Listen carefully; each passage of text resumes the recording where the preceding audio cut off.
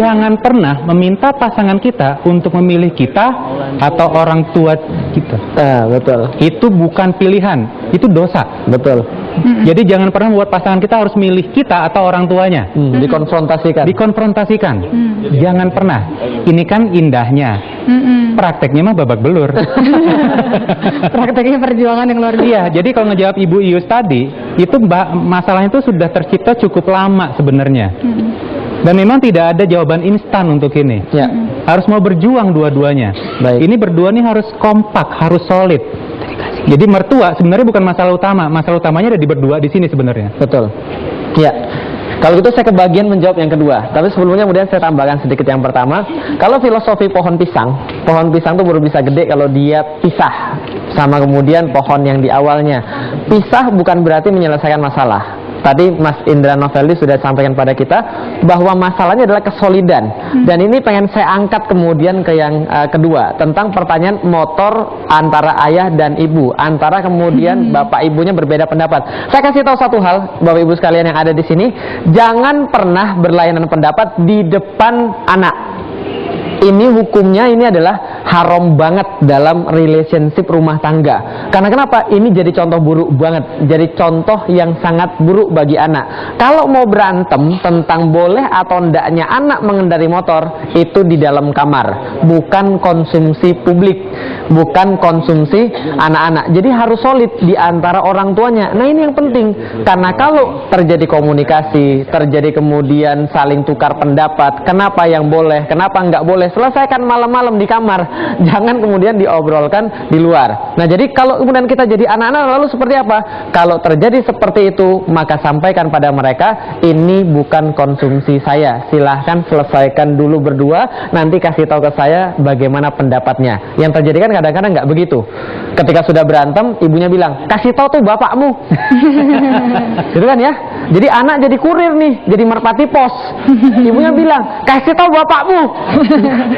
Datang lagi ke bapaknya, datang lagi ke ibunya, bapak ibunya nggak ngomong-ngobrol berdua. Nah karena itu komunikasi ini penting, solid di antara berdua suami istri. Tentukan siapa yang buat keputusan dan yang lainnya kemudian harus mengerti keputusan ini dibuat seperti apa. Dan bukan tidak boleh komplain, boleh, tapi bukan di depan anak. Nah itu jawabannya. Nah jadi sampaikan pada mereka, mudah-mudahan mereka nonton. Masya Allah. Uncle Jack ya. Ini ada pertanyaan lewat Twitter dikirim titipan dari Kalau Twitter pakai surat, mertuanya Mbak Ius. Ya. Ya. Baik. Pakai motor tadi itu ngantri.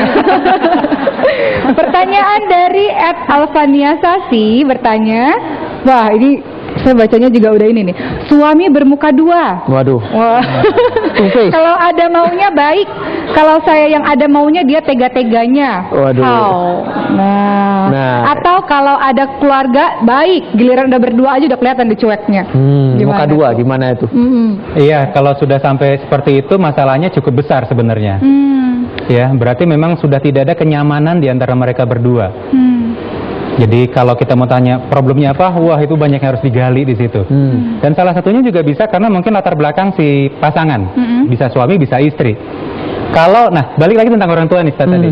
Kalau seorang anak dibesarkan dari keluarga yang disharmoni, yang kenceng-kencengan, yang ribut, yang bermasalah, atau malah broken home, kemungkinan besar setelah dia menikah, dia akan mengulang pola yang sama. Dan ini bukan sebuah kutukan atau sebuah dari urusan genetik, ya. Keturunan. Bukan keturunan, memang nasibnya dari orang enggak. Tapi karena itulah yang dia rekam semasa dia kecil, masuk ke rekaman alam bawah sadarnya.